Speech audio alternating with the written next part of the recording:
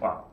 The past couple days of free agency have been more interesting than the entire NBA season and playoffs last year. What's going on, everyone? It's the Electric VyPr here, and today I'm going to be talking about the Paul George trade. So if you didn't hear, last night the Indiana Pacers traded Paul George to the Oklahoma City Thunder for Victor Oladipo and Domantas Sabonis. No draft picks involved, no one else, that's it. Wow. In my opinion, Pacers just got finessed. That's all I can say. They were only going to be able to get Oladipo and Sabonis. They could have gotten Steven Adams, Enes Kanter, Andre Robertson. They could have gotten way more. That's all they got. So many other teams could have made better offers. Celtics with all their draft picks. It's great for a rebuilding team.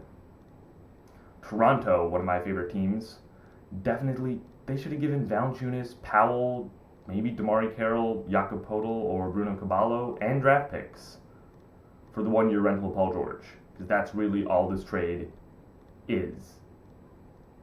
The new starting lineups now, I personally think, make the Thunder the third or fourth best team in the Western Conference. Got Russell Westbrook at point guard. More than likely, Andre Robertson's going to be shooting guard. Paul George, small forward. If Taj Gibson re-signs, then he's going to be their power forward. Otherwise, they have probably Enes Kanter would be their best option. And then they have Steven Adams at center.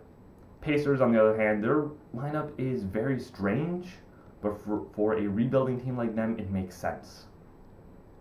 Odds are they're going to have Rodney Stuckey or Monte Ellis at point guard. Probably Oladipo at shooting guard.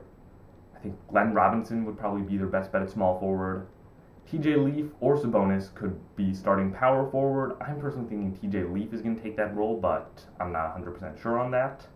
And then Miles Turner at center. So the Pacers, for a rebuilding team, they have assets. They have Miles Turner, they have Victor Oladipo, but they still need a lot of work. And I think trading him to Boston, well, that would have created a Boston super team, especially if they do sign Gordon Hayward, which he has not signed with anyone yet. He still has meetings. Trading all the draft picks could definitely have really helped Indiana or just any rebuilding team. Could have helped the Bulls. Maybe if the Hawks were willing to make a trade during the middle of the season, which they were with the Pacers. The Hawks were willing to give 4 draft picks, which, if the NBA has learned anything from the Brooklyn Nets, you don't trade 4 draft picks. You just don't do that.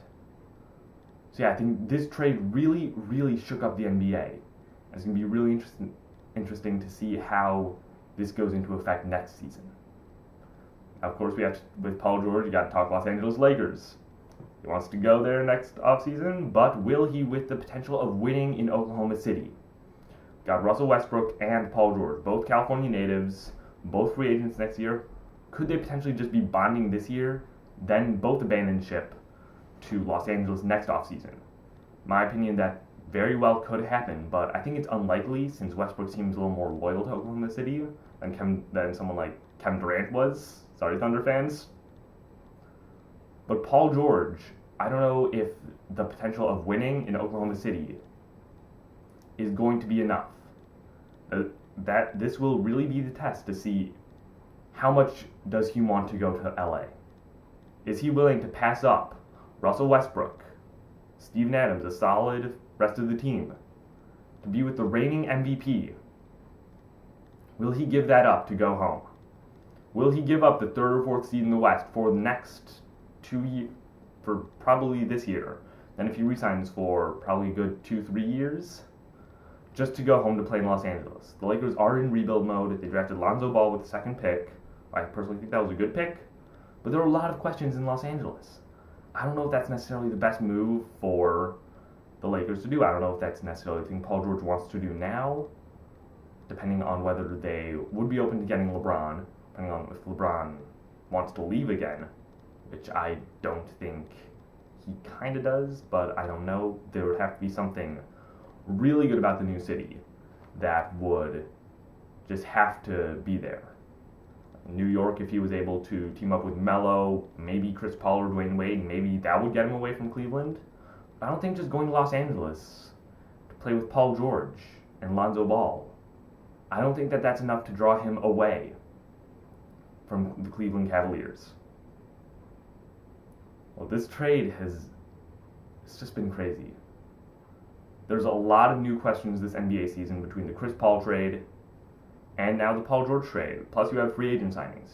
Kyle Lowry has not been signed at the time of recording this video. Serge Ibaka hasn't.